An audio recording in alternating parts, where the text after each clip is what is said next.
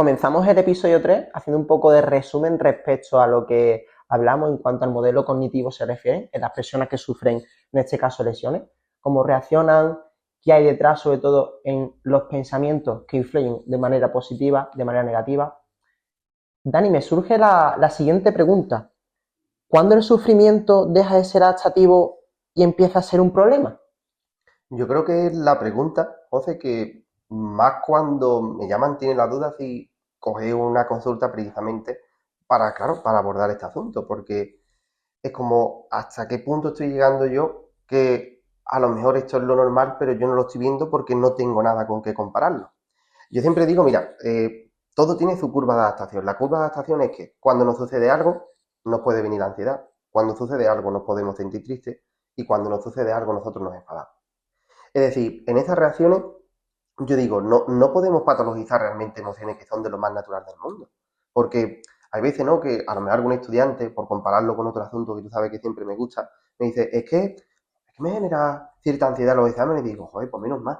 Le digo yo, pues digo, si no te genera ansiedad, a mí me parecería más sorprendente que si no te la genera. Entonces, claro, ¿a qué nos referimos con esto? A que, claro que en un momento dado, las personas cuando nos enfrentamos a algo, estamos en una ventana de frustración. Es decir, la tolerancia a la frustración al final conlleva experimentar emociones como esta ansiedad, como en un momento dado la tristeza o como la ira, ¿no? El enfado. Entonces, claro, con todas estas emociones yo siempre digo que es la durabilidad de cada una de ellas. La durabilidad que al final depende de las estrategias que nosotros estamos, digamos, utilizando para enfrentarlo. Por eso, yo siempre a mí me gusta dejar el margen prudencial para decir, oye, la persona tiene que tirar de sus propios recursos para ver en un momento dado cómo se enfrenta a la situación. Y creo que ese punto de malestar donde lo ponemos es cuando y incluso para que un poco quien nos escuche precisamente hablando pueda saber dónde está el punto, es donde yo ya veo que después de haber empleado muchos esfuerzos, yo me anclo en la tristeza o yo me anclo en la ansiedad, yo me estoy anclando en la ira y aquí pasan los meses y aquí no está habiendo cambio. Ahí es donde yo pongo al final ese punto de cuando una persona necesita realmente esa ayuda profesional, esa ayuda también de entrenadores o esa ayuda familiares para un poco, digamos, ir desarticulando todo lo que han sido estrategias de afrontamiento que no ha llevado a la persona a ninguna parte. Pero precisamente, si nos enfocamos precisamente a señales de advertencia, si nos enfocamos a qué partes concretamente sí que la persona puede estar atenta, yo precisamente cuando lo preparaba decía, pues estos sentimientos persistentes de ira y de confusión, porque mira, la ira siempre a las personas, por muy mal vista que esté, porque aquí todo el mundo tenemos deseabilidad social, es decir, a nadie nos gusta enfadar, pero realmente la ira al final son recursos de afrontamiento. Es decir, seguro que tú alguna vez, al final como entrenador, has estado una persona que no llegaba a lo mejor en sus repeticiones cogiendo cierto peso y tú la has picado. ¿Por qué le pica? Porque le motiva, porque saca esa fuerza interior que sí que la emoción le permite llevar a un afrontamiento. Entonces, ¿qué es lo que sucede? Claro, pero si esa ira nosotros la mantenemos durante el tiempo, yo lo que estoy provocando es un desajuste emocional, pero en este caso por la persistencia de la durabilidad de la emoción a lo largo de los días, a lo largo de los meses. Porque al final la persona está desencajada de sí misma, porque precisamente cuando nos enfadamos, ¿no? Es esa energía extra de, Buah, parece que me voy a salir un poco, ¿no? De mí mismo, de mí misma, y ahí, ¡clac! Y ahí damos el paso. Pero eso mantenido en el tiempo, al final lo que lleva incluso a las relaciones a tensarlas, es en un momento dado a castigarnos, a ser más exigente con nosotros mismos. Entonces, por esa parte es por lo que resulta ser perjudicial. Después yo notaba la obsesión con la pregunta de cuándo puedo volver yo en un momento dado a recuperar el ritmo de vida que yo tenía antes, porque esa es una pregunta obsesiva. Y considero de que es una de las preguntas que surgen en cuanto a primeras adaptaciones que puedas hacer, en cuanto a redactación, incluso en el momento justo después de tener una lesión, aparecen este tipo de preguntas. Oye, ¿por qué tanta importancia cuando estamos ante un proceso de... Creo que estamos acostumbrados, y hago este gesto de las cosas rápidas. Sí. Estamos acostumbrados a las cosas rápidas. Creo que no respetamos el proceso, porque claro, en esa ventana de la tolerancia y la frustración que yo decía, es como, a ver, es que tiene su proceso. Es que tú vas a tardar determinado tiempo que no lo medimos en tiempo por segundos, minutos y horas como lo conocemos. Es que al final es esta adaptación emocional que nosotros estamos haciendo. Y claro, precisamente el meterte la presión con este tiempo es lo que lleva a que tarden más. Entonces, claro, es un bucle de retroalimentación negativa en el que la persona nunca acaba saliendo. Pero yo digo, hay preguntas que son obsesivas. Hay preguntas que son obsesivas porque, claro, es que no se pueden resolver. Porque a ti te habrá pasado como entrenador de, claro, ¿cómo le respondo yo a una persona que me está diciendo, José, yo he tenido tal lección, ¿vale? Pero ¿cuánto tiempo voy a tardar? ¿Tú qué le dices, José? En ocasiones pongo un poco también serio y le digo, oye, hay dos vías. La vía rápida, donde se hacen las cosas sin fundamento, sin un protocolo, y esta es la vía en este caso donde hay diagnóstico, hay análisis, hay muchísima información de por medio y podemos tratar esa información, te digo, bien con un programa de adaptación, de entrenamiento, tal. Entonces, siempre me pongo esas vías y le digo, oye, ¿cuál quieres? Si buscas una más fácil y rápida, creo que estás buscando papeletas en cuanto a secuela, en cuanto incluso a la incorporación de nuevos hechos, deporte, todo. Soy partidario muchas veces de también trabajar un poco el tema de la negación, Dani. ¿Puede ser que en un momento dado se recurra a este tipo de conducta, a la negación? Creo que personas que pueden utilizar más la negación como recurso, creo que en otros aspectos y ámbitos de su vida lo han utilizado. Es decir, creo que hay, por así llamarlo, otras heridas emocionales que pueden haber por ahí que la persona le lleva a utilizar la estrategia de la negación. ¿Me podría poner un ejemplo así para que nos diéramos cuenta? Muy buena, por ejemplo, si yo en un momento dado con respecto al rendimiento, ¿no? Por ponerlo también aquí por esa parte más física, si con respecto al rendimiento yo he tenido a lo mejor unos padres muy exigentes y yo he tenido que estar continuamente demostrando lo que valgo a través de lo que hago, yo he Hostia, depositado mi seguridad en lo que yo estoy haciendo. Es decir, a mí mi autovalía yo la he puesto fuera, claro. Si yo la pongo fuera, todo el mundo sabe que todo lo que no controlamos es volátil, es efímero. Entonces, claro, si yo he puesto mi autovalía ahí por esa herida, que oye, que no nos estamos metiendo con los padres. Yo muchas veces digo que yo no hago ninguna aquelarre contra ningún padre ni madre, pero bueno, al final hay modelos de crianza y donde más se puede llegar a ver esta negación es como, claro, yo en un momento dado estoy en ese sistema, entonces yo continuamente lo que quiero es esforzarme, esforzarme, esforzarme, esforzarme. Claro, yo estoy quizás en esa ira, en ese afrontamiento, ¿no? Que decíamos, claro, yo estoy negando en un momento dado que soy vulnerable. Al yo no reconocerlo, a mí me lleva a forzar, forzar, forzar. Y claro, ¿en eso qué es? Más lección, no me recupero, al final me empiezo a machacar más, al final veo que no estoy llegando a ninguna parte. Claro, al final digamos que es como un efecto de bola de nieve. Yo cuando ya lo voy a parar o muchas personas llegan a consulta, claro, es intentar tapar el sol con un dedo, no vas a poder. Entonces, claro que sí, que la negación tiene mucho que ver, yo creo, con la historia de aprendizaje. Todo el mundo viene y le gusta a lo mejor que yo le diga algún patrón que tiene, ¿no? Con respecto a su vida. Pero yo digo, patrones en sí mismos, vale, y yo no utilizo patrones, pero porque yo creo que tenemos que utilizar muchas veces un lenguaje coloquial, como estamos aquí, ¿no? Eh, pero a mí me gusta llamarlo y técnicamente y profesionalmente historia de aprendizaje. Y con esta historia de aprendizaje detrás que te decía, al final tiende a formar a personas muy, muy negadoras con respecto a lo que les sucede. si pudiéramos hacer un resumen Sí. de las señales que indican que una persona necesita, en estos casos, ayuda profesional, Mm. ¿cuáles serían, Dani? Pues mira, es muy importante y precisamente cuando lo preparaba, yo mismo pensaba, primero en mi propia experiencia, segundo también por otra parte, diciendo, bueno, que hay un poco en la literatura científica, que yo creo que es lo que estamos tratando de incluir siempre en estos capítulos. La primera y que la que más se repite es la ideación, perdón, o planificación suicida. Y a nadie le gusta hablar de suicidio, ¿eh? A nadie. Es decir, ¿Podrías repetirlo, Dani? sí, la ideación suicida o la planificación suicida. No es lo mismo. La ideación, perdón, eh, a ti se te ha venido a la mente. Tú lo tienes ahí. Es como se me ha pasado por la cabeza en un momento dado que quizás la mejor de las opciones es que me muera. Ese es un primer escalón. Es heavy, ¿eh? Es un primer escalón. Porque, claro, no solo nos vamos a centrar en lecciones deportivas, es que piensa en una persona que ha tenido un accidente.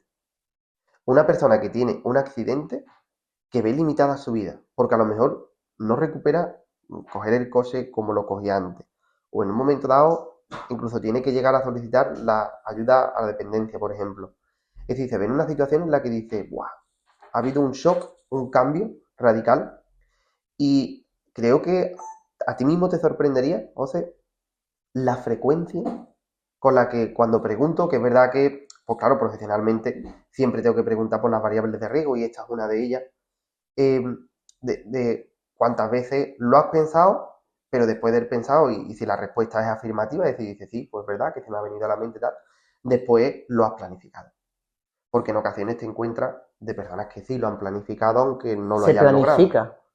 Claro, claro que se planifica. Claro, el suicidio no es casualidad.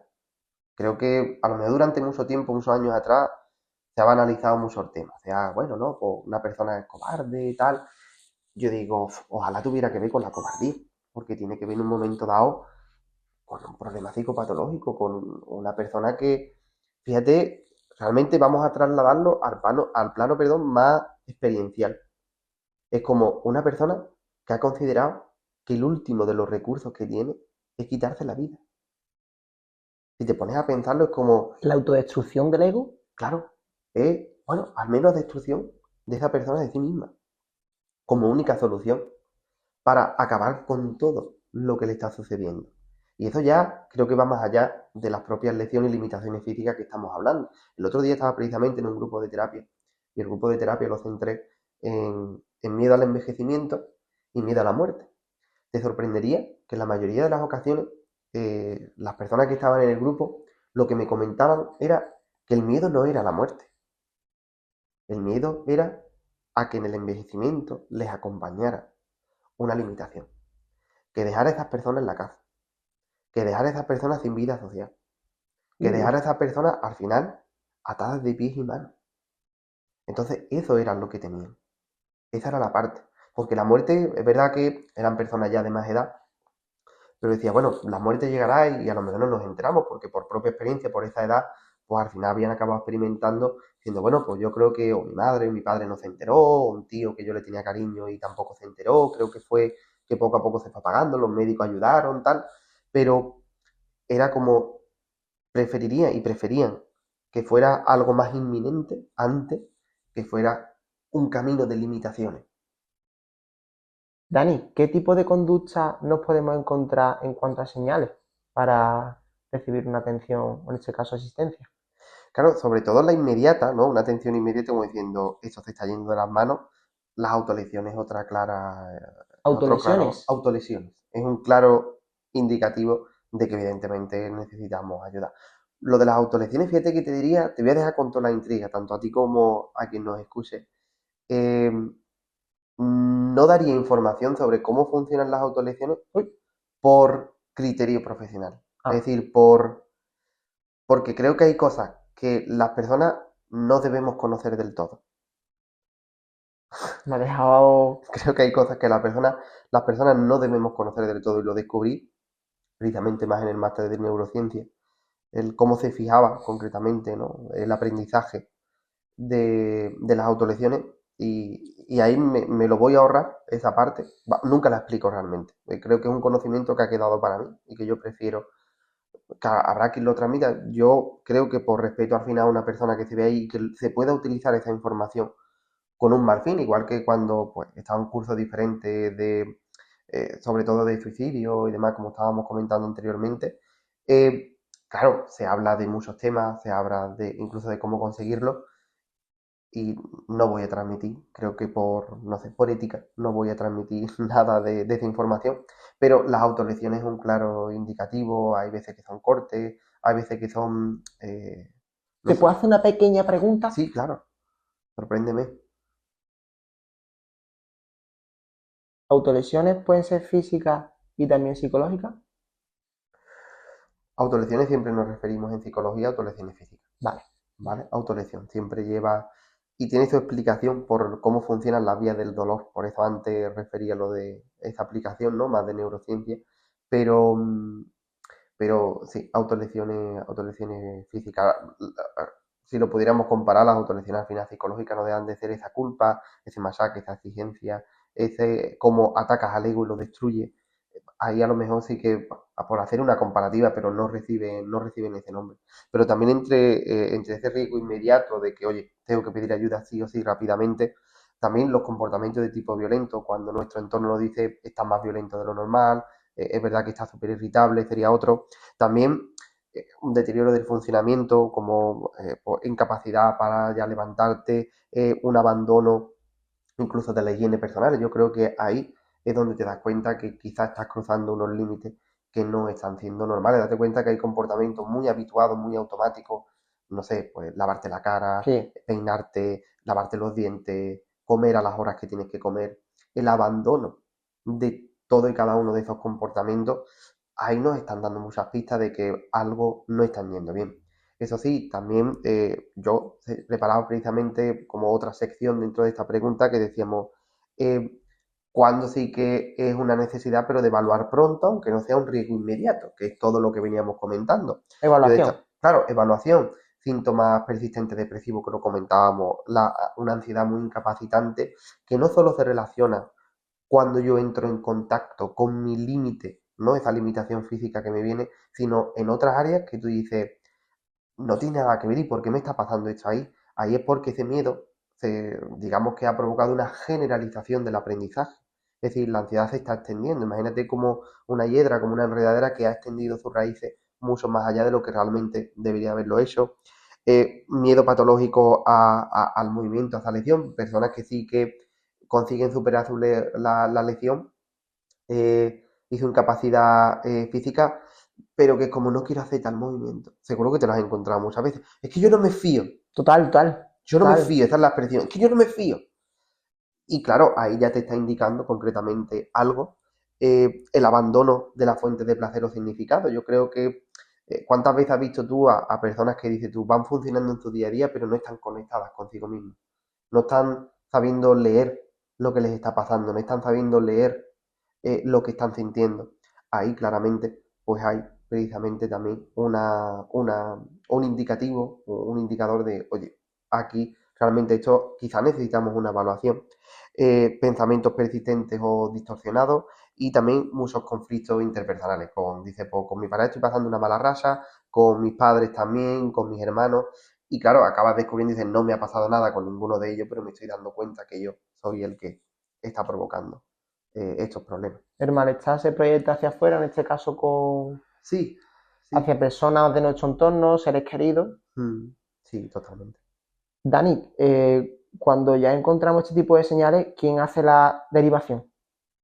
Pues mira, es una pregunta interesante. Creo que en el caso de los deportistas, creo que los propios entrenadores tenéis un papel muy importante en decir, esto no me cuadra quizás con la generalidad de las personas a lo mejor que estoy entrenando y tal. Creo que cumplen un papel muy importante. Creo que igual de importante, por ejemplo, si lo comparamos con un maestro, una maestra en su día a día, cuando me dice, quizás este chiquillo, esta chiquilla necesita otro tipo de herramienta en cuanto al aprendizaje, porque aquí veo que no está llegando. Creo que hay profesionales de alta importancia, porque son de cribado, son de detección, porque, claro, los psicólogos no estamos en el día a día normal de las personas. Podemos tener amistades que sean psicólogas, pero a lo mejor no le compartimos ciertas partes, que sí que lo hacemos con otros profesionales que nada tienen que ver con el tratamiento, pero que sí que funciona, oye, para dar ese consejo y sobre todo porque cuando lo hacen los profesionales, siempre tienes ese respeto profesional hacia esa persona. Entonces, el consejo no lo va a recibir igual que si en un momento dado lo hace, no sé, un primo, una prima o un familiar. Creo que ahí hay una diferencia. Y si me permite, Mm, considero de que lo idílico de cara a un futuro sería el tener esa relación positiva entre profesionales.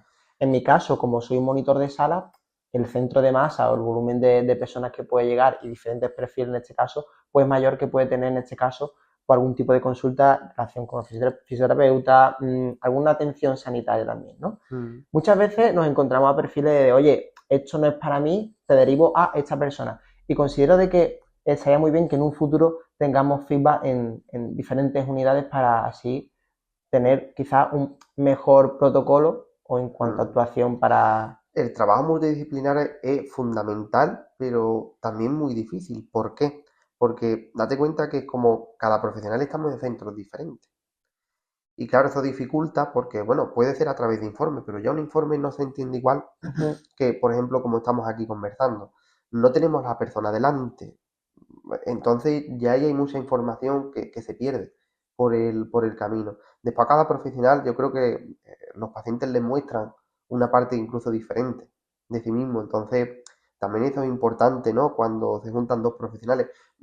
Yo creo que la salud debería de avanzar muchísimo más hacia lo que es un modelo más integrativo, más de colaboración al final entre profesionales, porque creo que ahí es donde ayuda realmente a alguien. En cuanto al malestar se refiere,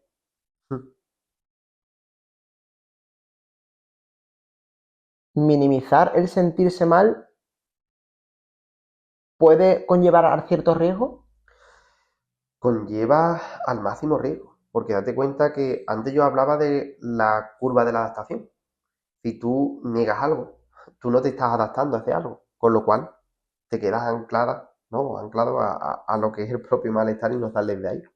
Entonces, es verdad que siempre es difícil averiguar como los indicadores que llevan a una persona a concretamente experimentar una depresión, a que solo sea un trastorno de ansiedad, a que sea un trastorno obsesivo compulsivo, a que sea un estrés postraumático. Porque, claro, ahí y precisamente hay toda una literatura muy grande con respecto a lo que es la percepción. La percepción que va a través de los cinco sentidos. Es decir, traumas que en un momento dado, eh, pues lo activa a lo mejor el olfato. Seguro que alguna vez te ha pasado que yo creo que es algo bastante común, que eh, hueles un determinado perfume y te recuerda a una persona, por ejemplo, y dices, y lo ha conectado a la mente rápido. Es decir, al final el fenómeno de la percepción sí que, digamos, que distribuye en base a las estrategias de afrontamiento de la persona, la historia de aprendizaje que te refería antes de la persona, sí que al final coloca a la persona dentro de relativamente un cuadro clínico, aunque yo siempre soy partidario de que no creo que la salud haya que catalogarla en categorías, más la salud mental. Creo que la salud es más dimensional, es decir, hablamos de dimensiones, no categorías, porque hablar de categorías es como meter a una persona como en un casillero. Creo que la salud es algo más complejo que eso, creo que hablamos de dimensiones, la dimensión, por ejemplo, obsesiva, dimensión psicótica, tal, y ahí encuentra una mayor variedad. Entonces, creo que ahí ya has acertado y precisamente de, de esa dimensión eh, de esas dimensiones clínicas, ahí tú sí que te encuentras cómo van progresando esos cuadros clínicos, es decir, cómo van aumentando, porque no se están utilizando las estrategias de afrontamiento adecuadas para ello. Después, el impacto de la recuperación física sí que hace que se afiancen también esos cuadros, el aumento del riesgo de reelección, la perpetuación del estigma, ¿no? De es que yo no he sido capaz, yo en un momento dado me estoy quedando como aquí anclado, anclado y parece que no estoy consiguiéndolo como un opositor cuando suspende muchas veces. Ese estigma de está todo el mundo, ¿no? Es como todo el mundo promocionando y yo aquí parado. Entonces, claro, eso quemamos. Eso quemamos. No me quiero ni imaginar. Son casos muy concretos, ¿no? De una persona con hipocondríaca que se le diga de, oye, esto no pasa nada, tal, y se minimicen los riesgos, porque eso quizás se puede generar más ansiedad para la persona que no tiene tanto conocimiento al respecto sobre estas pautas psicológicas. Y la hipocondría, ¡buah! ¡Qué trastorno tan complejo! Creo que es de los más difíciles a los que yo me enfrento. De verdad lo digo. Hombre, el espectro psicótico, ¿no? Yo le reservo su capítulo aparte. Pero la hipocondría, es que imagínate todo esto que nosotros venimos hablando de todos los episodios y de repente es una persona, estuviera claro, enfocado quizá o una persona con miedo además a la enfermedad. Esto desorbita todo lo que hemos comentado anteriormente. Es un poco también principio de individualidad, es decir, otras personas, estamos hablando de forma genérica sobre pautas, riesgos, desde el modelo cognitivo, pero sí que es verdad de que ponemos un caso que hipocondríaca, pues puede aparecer este tipo de tolerancia incluso a la comunicación con los familiares que pueda llevar este tema y demás. ¿Qué consecuencias a largo plazo nos podemos encontrar, ya para ultimar este episodio? El minimizar nuestros sentimientos. Pues mira, yo creo que siempre hay que tener en cuenta que de todo lo que venimos hablando, es verdad que siempre nos centramos mucho de los aspectos clínicos, pero creo que es importante que las personas no nos patologicemos. Es decir, yo siempre creo que lo clínico hay que dejarlo como un episodio aparte. ¿Por qué? Porque creo que rápidamente, al final, con una situación lo pasamos mal y experimentamos una ansiedad normal, ¿vale? Yo ya tengo ansiedad. No. Si tuvieras ansiedad, te enteras. ¿Con eso a qué me refiero? A que precisamente creo que es bueno coger esta información y sobre todo creo que la idea fundamental a trasladar en este capítulo es que existe una curva normal de adaptación que lo pasamos mal. Y ahora, precisamente después de esa curva de adaptación normal, hemos dado indicadores. Hemos dado pistas para que en un momento cada persona pueda pensar en sí misma si esos indicadores se están dando, porque a lo mejor se puede replantear esa ayuda profesional. Pero que nada indica que en un momento dado exista una patología como para que digamos, ¡buah! Es que hay que ver, esto es terrible, porque claro, esto también potenciaría otro malestar extra y le estaremos metiendo todavía más presión a la propia ya presión de, digamos, de una lección y de lo que me está ocurriendo a esa curva normal de adaptación. No obstante, con esos riesgos de patologizar, ¿qué hay de fondo? Pues mira, en un momento dado hay de fondo como en muchas ocasiones quizá nuestro entorno nos sugestiona, nos compara, ¿no? Esa comparación de un antes y un después de cuando hemos sufrido cualquier limitación, eso acaba siendo terrible, porque, claro, no, date cuenta, con patologizar le podemos utilizar una palabra más común, victimizarnos, ¿vale? Creo que en muchas ocasiones utilizar el mecanismo de victimización es de lo que más trabajamos, incluso por supuesto en casos de violencia, de no excedernos en decir, ay, pobrecito, pobrecita. No, la realidad es la que es. Ya está, ha ocurrido. No hay más explicaciones. Es como que te tienes que conformar con lo que hay, pero con la sensación de no me estoy conformando. Es que esto es lo que ha pasado. Es que no voy a luchar con mi interior, por qué a mí me ha sucedido esto, por qué la vida me ha castigado de esta manera. Es que no tiene explicación. Es que no la vas a encontrar. Y te puedes pegar si quieres, leerte toda la filosofía del mundo, a grandes autores, y puedes en un momento dado hacer 500.000 retiros espirituales. Da igual, no vas a responder la pregunta, no lo vas a encontrar. Entonces, precisamente, creo que esa parte ahí acaba siendo fundamental.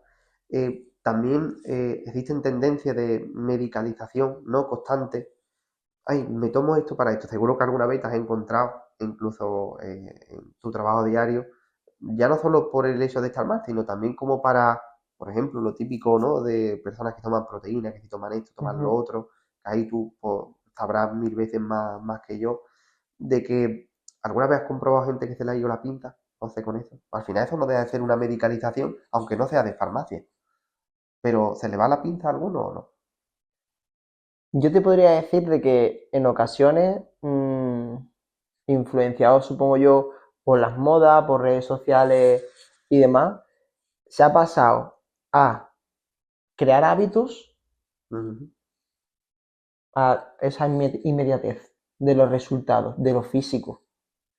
Y es lo que digo siempre, en entorno de entrenamiento, incluso en cuanto a estética se refiere, eh, está muy bien el tomar como referencia el resultado que se refleja en el espejo, pero considero de que primordial es crear el hábito.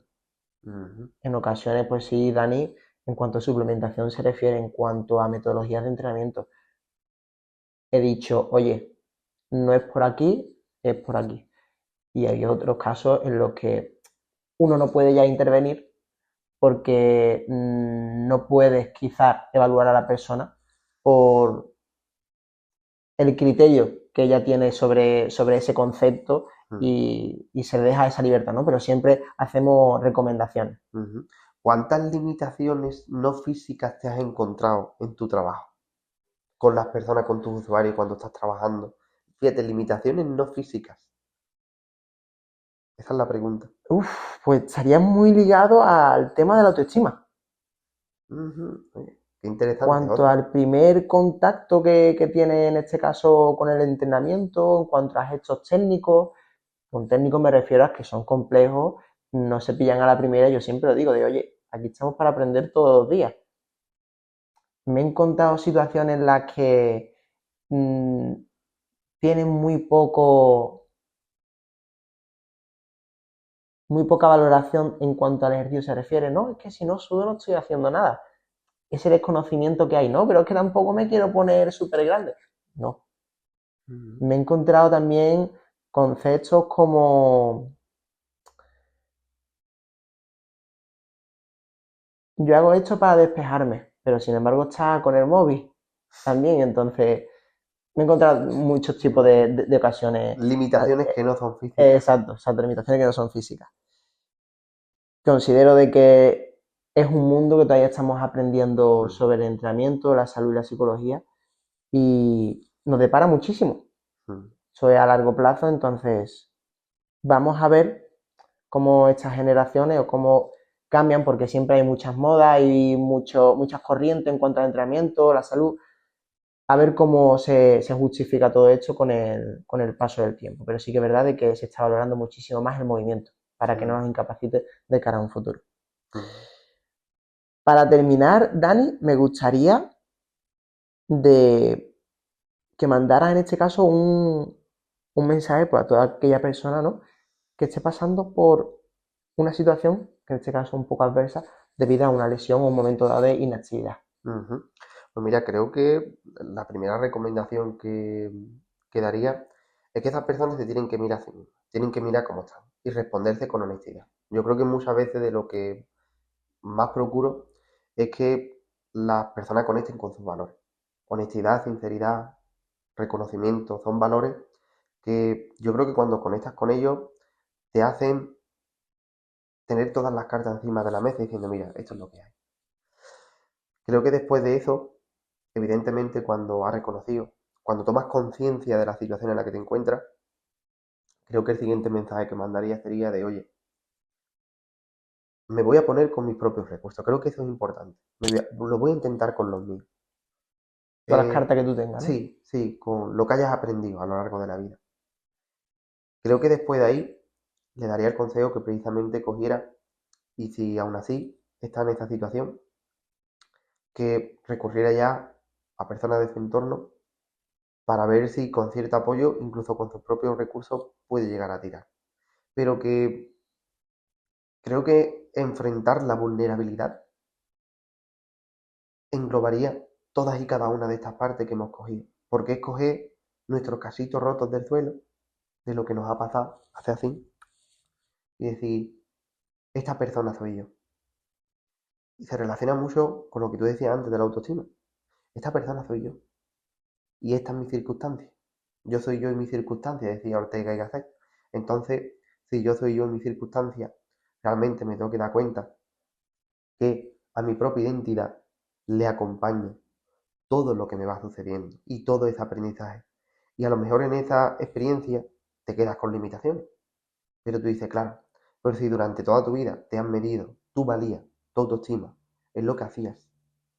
Tienes el reto por primera vez de quizás ver tu valor en otras partes de ti que antes ni siquiera te había detenido a valorarlo. Entonces, creo que es la mayor recomendación ahí que daría con respecto a situaciones de este calado. Hasta aquí el último episodio. Para los próximos capítulos profundizaremos sobre todo en el impacto de la identidad ante este tipo de situaciones, sobre todo física, falta de movilidad, progresión. Muchísimas gracias por estos episodios, Dani. A ti, José, siempre.